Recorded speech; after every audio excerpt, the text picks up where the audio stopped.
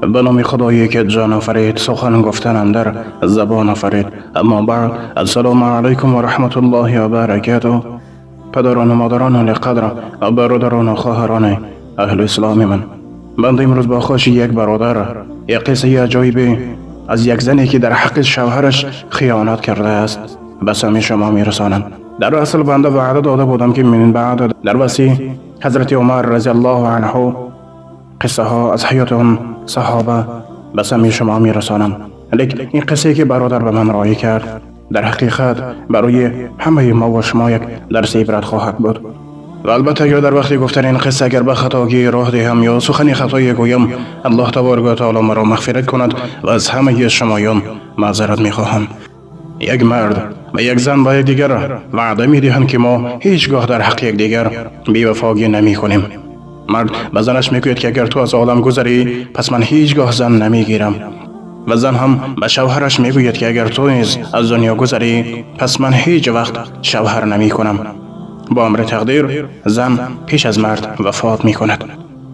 مرد بی نهایت زنش را دوست می داشت. به سر قبر زنش می رود و 30 سال گریه می کند. یک روزی حضرت عیسی علیه السلام از این کوهستان گذر می کند. نگاه می کند که یک مرد در سر قبر زنش بی نهایت گریه دارد. پس حضرت عیسی علیه السلام می پرسد: ای مرد، چرا اینقدر گریه داری؟ مرد می گوید: من با همسرم گفته بودم که بعد وفات تو هرگز همسر نمیگیرم. از زنم نیز به من وعده داده بود که بعد وفات تو هم من هم شوهر نمی کنم. اگر من برای این زنی وفادارم است. بعدا حضرت عیسی علیه السلام به این مرد می گوید: ای مرد، تو اینقدر گریه مکن، آخر بسیاری زنها بی وفایند. مرد باشد می گفت: نه همسر من با وفا بود. بعدا حضرت عیسی علیه السلام به آن مرد می گوید: ای مرد، آیا میخوای که باقی مانده مرد را دو تقسیم کنی؟ مرد میگوید: بله میخواهم. در همین لحظه حضرت عیسی علیه السلام دعا میکند و قبر آن زن گشاده میشود و آن زن از قبر بیرون میآید. زن بی نهایت زنی جوان بود و مرد باشد از درد و غم زنش لکه موی سرش سفید شده بود و پیراسال گشته بود. حضرت عیسی علیه السلام هر دویشان را از سر نو نکاح می کند و می رود. مرد از همسرش خواهش می کند تا یک لحظه سرش را در زانه زنش بماند و استراحت کند، زیرا از گریه بسیار خسته گردیده بود. در همین وقت یک شاهزاده زیبا از نزدشان می گذرد. نگاه می کند که یک موی سفید سرش را در زانه یک دختر جوان گذاشته ایستاده است. پس از دختر می پرسد: ای دختر، این موی سفید کی است که در زانه تو خواب است؟ دختر در جواب می گوید که این موی سفید مرا دزدیده است. دوستان ببینید که زن چگونه دروغ میگوید. خلاصه شاهزاده به دختر میگوید: ای دختر، بیا با من میرویم. زن باشد آهسته آهسته سری موی سفید را در زمین میماند و به اسب شاهزاده سوار شده میرود. ناگهان موی سفید بیدار شده از پس آنها میدود، میگوید: استید، آخر زن من را کجا میبرید؟ زن به شاهزاده میگوید که زنی او نیستم و دروغ میگوید. شاهزاده به موی سفید میگوید: از پس من نیا که تو را به دار میآویزم. موی سفید باشد همسرش را دوست می‌داشت تا در بار شاهزاده از پس آنها گریه کرده می‌رود. شاهزاده فرمان می‌دهد که او را به دار آویزید. باز موی سفید میگوید که آخرین همسری حلالی من است. شاهزاده میگوید: آیا شاهد داری؟ موی سفید در حال حضرت عیسی علیه السلام را به خاطر می‌آورد و میگوید که بله شاهد دارم.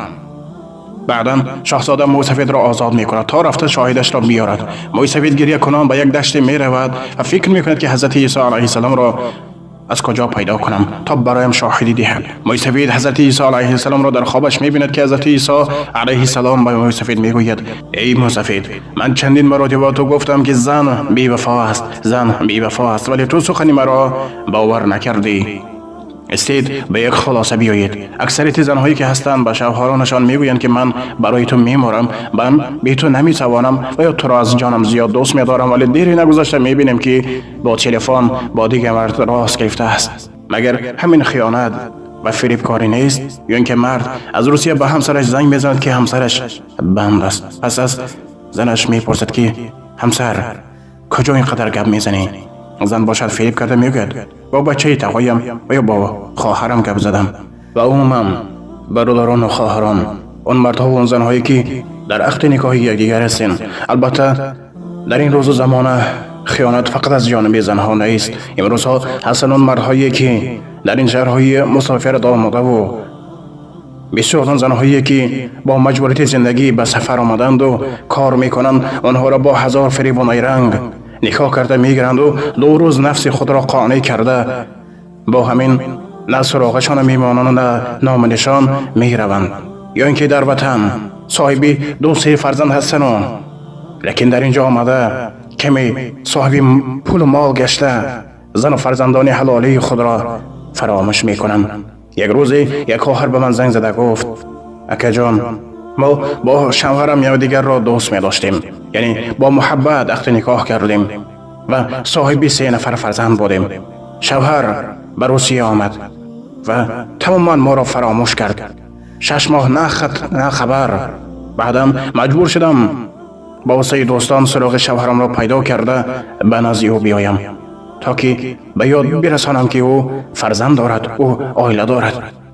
وقتی به خانه‌اش آمدم دیدم که با یک زن دیگر ملت نکاح کرده و مرا در دست با کودک گفت 3 طلاقت کردم و استغفر الله العظیم و اتوب الیه.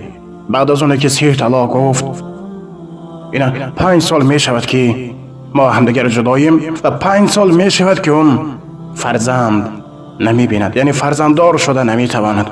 ای مرد، در خاطر دار. پیامبر خدا محمد مصطفی صلی الله علیه و سلم گفتند ابغض الحلال الی الله الطلاق. طلاق حلال است، لیک بدترین حلال، بددیدترین حلال در نزد خداوند این طلاق است.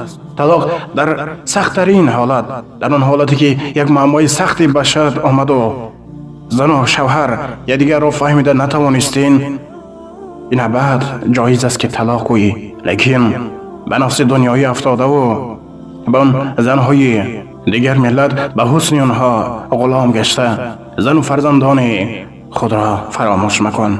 زیرا ما در هر یک موضوع، در هر یک سبت میگوییم که هر یک اعمال ما و تو به خود موافق یک جزا، یک مکافات خود را دارد.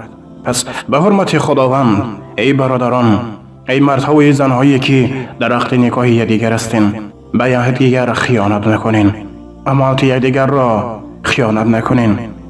زیرا الله ذوالجلال هر کجایی که باشیم، هر عملی که میکنیم از آن واقف است و به اون موافق. چون که این مرد 5 سال است که فرزند دیده نمیتواند، روزی به سر شما نیست. آن جزای سختی، آن جزای مدهشی میآید اگر توبه نکنین. پس به حرمت خداوند محبت یکدیگر را بین همدیگر مستحکم کرده، باور یکدیگر را بین همدیگر مستحکم کرده، به یکدیگر خیانت نکرده، نیکوی خود را، عائله خود را مستحکم نگه دارین. زیرا این دنیا دنیای 2 روزه و دنیای برگردنده. و آخر دعوان الحمد لله رب العالمین. السلام علیکم و رحمت الله و برکاته. با احترام دوست برادری شما امید رحمت. الله تبارک و تعالی عائله های همه شما و نکاح همه شما را مستحکم گردانه و همه شما را از به یکدیگر خیانت کردن برای راست اهدنا الصراط المستقیم هدایت فرماید. اللهم اعنا علی ذکرک و شکرک و حسن عبادتک برحمتک یا ارحم الراحمین.